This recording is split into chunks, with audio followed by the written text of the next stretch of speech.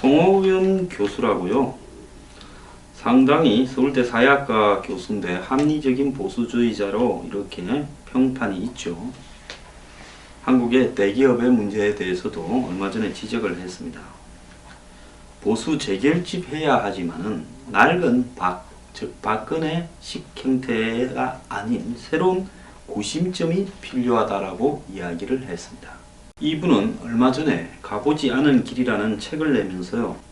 한국을 대표하는 현대자동차가 있는 울산이 세계적으로 성공을 거둔 산업도시인데 내부를 들여다보면 엄청난 모순으로 가득 차 있다. 가장 첨단적인 제품의 신형차를 만들면서 우리가 실제로 내부는요 얼마나 썩어 문드러지고 있는가라는 부분을 이야기를 했습니다. 즉 옛 조직으로 새 물건을 만들고 있는 짓거리를 하고 있다 했는데 저는 이분의 문제 지적에 대해서 일면 공감을 합니다. 자, 박근혜 대통령 탄핵 재판과 대선 전국에 권력 사냥꾼이 판을 치고 있다. 맞잖아요. 촛불을 선동하는 사람들 그리고 태극기를 선동하는 사람들 배후에는 전부 권력 사냥꾼이 있습니다. 자, 그런데 국민들은 거기에 놀아나서 촛불 드느냐 태극기 드느냐만 집중하지 그 촛불이나 태극기가 어떻게 정치적으로 국민들에게 성공된 한마디로 이렇게 미래를 보장하는 형식으로 긍정적으로 갈 것인가에 대해서는 전혀 이야기를 하지 않습니다. 국민이 여러 문제로 이미 골마서 썩어 문드러진 산업 현장에 관심을 기울이지 않으면 나중에 더 큰 대가를 치러야 될 거라고 말을 했는데요.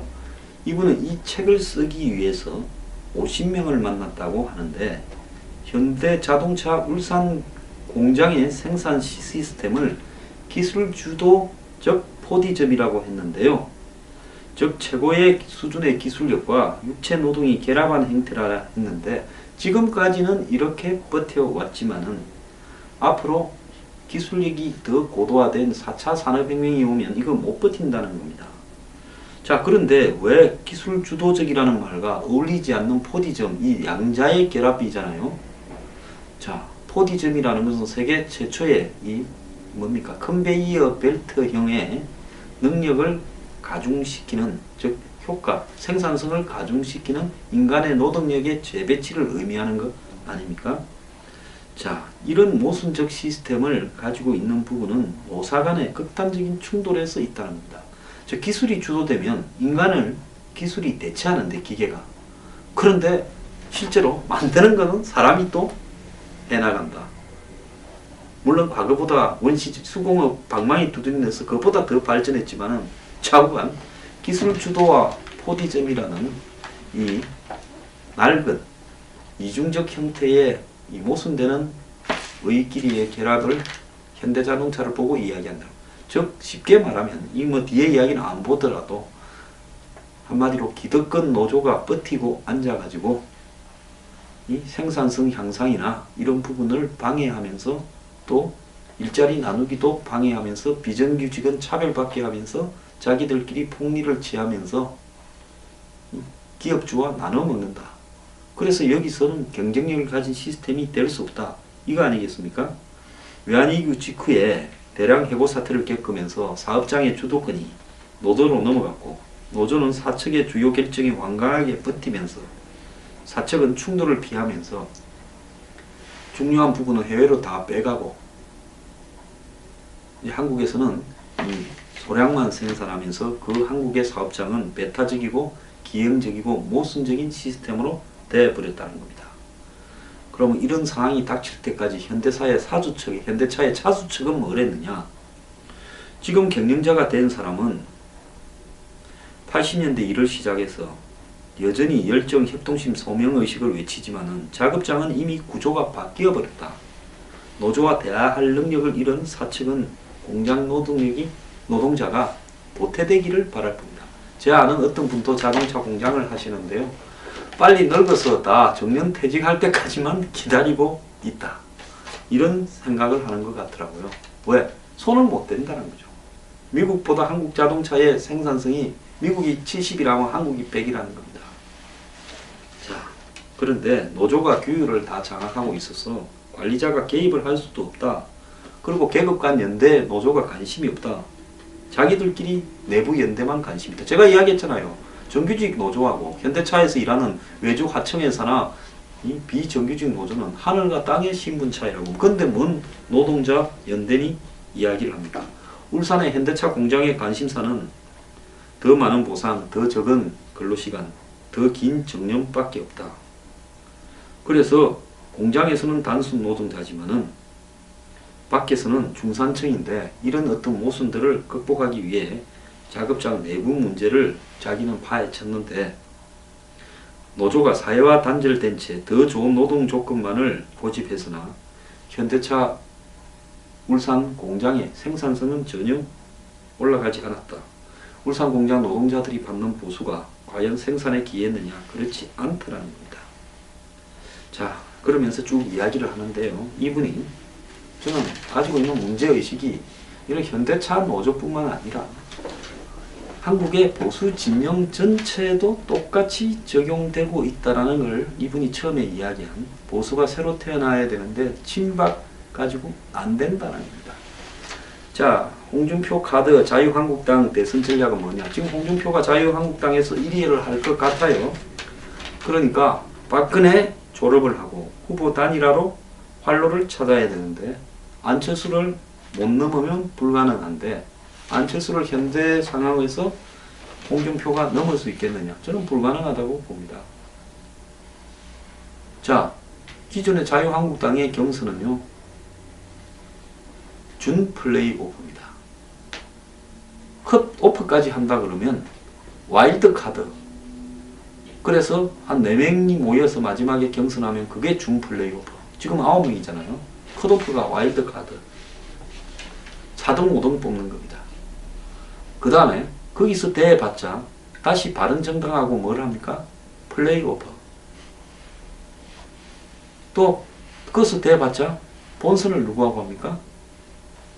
이제 안철수하고 또 해야 되겠죠. 그 본선에서 이기면 또 뭡니까? 이제 월드 시리즈를 해야 돼요. 문제인가? 한번 생각을 한번 해보십시오. 와일드 카드부터 준 플레이오프, 코리안 시리즈, 월드 시리즈, WBC 야구 대회에서 우승하는 것보다도 훨씬 더 어려운 공식입니다. 자, 그렇다면 여기서 이기려면 어떻게 해야 되겠습니까? 솔직히 말하면 홍준표 전 현 지사요. 막 내지르는 말 화끈합니다. 오늘 뭐 김진태 후보를 보고 아예 그냥 확 무시해버리고 대구 서문시장에 뭐 박근혜 그거 모르고 얼마 전에 불이 나서 간다 이렇게 하는데 서문시장에서 한다는 것부터가 박근혜 대통령에 대해서 본인은 별로 좋지 생각하지 않고 자신을 성완정권으로 이렇게 깜빵 보낼라 했다. 친박에 대해서 불쾌하지만 일단 이기기 위해서는 친박의 이미지를 차용하겠다라고 생각을 하는데요. 근데 그것부터가 모순입니다. 지금 홍 지사가요. 수단 방법을 가리지 않고 지지율을 높이기 위해서는 지금 박근혜 대통령 탄핵이 되지 않기를 바랬던 태극기 세력의 도움을 받아야 되겠지만은 거기에 들어가는 순간 본선에 가서는 또 뭐라고 할 겁니까? 플레이오프에서 그래 했다 칩시다. 준 플레이오프 가서는 바른정당하고 할 때는 뭐라고 할 겁니까? 박근혜 대통령 탄핵에 찬성을 했던 바른정당 후보하고 붙을 때는 나는 박근혜 대통령 탄핵을 반대했다. 박근혜 정신을 이어받아야 된다 할 겁니까? 말이 또 바뀔 거 아니에요. 안철수하고 할 때는 뭐라 할 겁니까? 결국은요. 이런 식으로 가게 되면 위에까지 올라가지도 못한 채 어느 시점에서 각자 뛰다가 고래비 2, 3, 4등하고 끝나는 겁니다. 제가 이 자유한국당에 하고 싶은 이야기는요. 후보 단일화를 이렇게 하고 싶고 전체적으로 보수 대 진보 1대1 구도를 만들려고 한다면 그야말로 국민들이 이번에 최순실 박근혜 게이트 사건에서 느낀 측면이 무엇인가에 대한 자각을 해야 됩니다. 정경유착의 철폐와 기득권에 의한 정치의 포획을 갖다가 거부하고요. 그 다음에 경제를 어떻게 철저하게 개혁해 나갈 건가에 대해서 홍준표 지사가 자기 이야기를 할 수 있어야 됩니다. 근데 홍 지사가 과거에 이 대기업과에 관련해서 발언을 한 내용을 보면요. 어떨 때는 홍 지사가 서민의 아들로 태어나서 기득권과 싸우는 듯 보이지만은 본질적인 부분에서는 홍 지사 또한 기득권에 대해서 옹호하는 이야기들도 상당히 했습니다. 굉장히 본인의 칼라가요, 모호할 뿐 아니라 본인 스스로가 기득권 측면에 서 있는 것처럼 보여질 수 있는 그런 이야기와 언행을 많이 했을 수도 있다는 겁니다. 그렇다면 이미지가 매우 혼탁하게 보이겠죠. 홍준표 하면 뭐라고? 성질은 있다. 화끈하게 내지른다. 그건 100% 공감을 하고 추진력이 있을 수도 있다. 공감을 합니다. 그렇지만 그 사람이 가지고 있는 현 한국적 상황을 타개하기 위한 대안에서 봤을 때 맹목적인 안보 보수 이외에 다른 무엇가 있느냐? 그건 없다는 겁니다. 지금 한국이 안보 보수만 내세우면 될 것 같습니까? 박근혜 대통령도 안보 보수라고 태극기 든 사람 스스로가 박 대통령만큼 안보 문제에서 잘한 사람 있냐고 많은 이야기를 했습니다. 저는 동의하지 않지만요. 그런데 이 안보 장사 가지고 이제는 안 된다는 겁니다. 진보와 보수의 1대1 구도를 만들기도 불가능하고 박근혜와의 차별화를 하기도 불가능합니다. 박근혜와의 차별화는 어디서 오는 겁니까? 그는요, 홍준표 지사 스스로가 지금 최순실 사태를 난 이 부분에 있어서 삼성의 이재용이 돈을 주고 자기의 승계를 갖다가 편안하게 하기 위해서 이렇게 엮었던 부분을 넘어서기 위한 현재 이 한국 사회에 광범위하게 이렇게 퍼져 있는 기득권을 위한 법과 제도, 그리고 그렇게 만들어가기 위한 뒷거래, 이런 부분들을 홍준표 지사가 서민에 서서 편에 서서 어떻게 할 수 있는가라는 부분을 내놔야 될 건데요.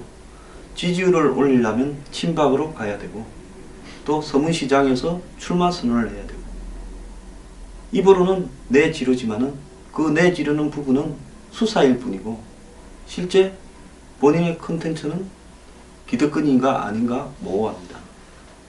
결국 이런 식으로 황교안 불출마 이후에 홍준표 지사가 자유한국당 후보가 되어봤자 결국은 바른정당을 어떻게 잡아먹어봤자 그 이후에 하나의 도구밖에 안 되고요. 설사 자유한국당이 이번 대선에서 뭐 단일화나 이렇게 하는 과정에서 끝까지 이겨서 후보로 자유한국당이 1대1 후보가 기적적으로 된다고 하더라도 자유한국당이 미래를 제시하는 방향으로 되어야지요. 미래를 제시하는 어떤 방향을 제시하지 못하고 현재와 같은 행태를 반복한다면 참패를 할 거고, 그 참패 이후에는 자유한국당은 거의 사라져 버릴 수도 있다는 겁니다. 지금 뭐 박 대통령을 팔아서 태극기를 어쩌고 하는 사람들이 대단한 것처럼 보이지요. 세월이 흘러보십시오. 흔적도 없이 사라지게 된다는 겁니다. 기존에요, 기득권 보수, 기존에 이 안보 장사하는 보수, 기존의 이런 보수들은 이제 문을 닫을 때가 됐다는 겁니다. 정말로 안보에 별 관심도 없지 말로만 안보 장사하는 보수입니다. 그들이 언제 천안문 광장 막루에 올라가서 중국 시진핑의 따까리를 하려고 했던 박근혜에 대해서 한마디 비판이라도 했습니까? 대한민국에서 아마 제가 제일 비판을 좀 한 사람 중에 하나일 겁니다. 다들 말 안 했어요. 관심도 없었습니다. 그런 사람들이 그 사태가 이후에 어떤 결과를 갖고 올 줄 몰랐다. 그게 어떻게 보수입니까?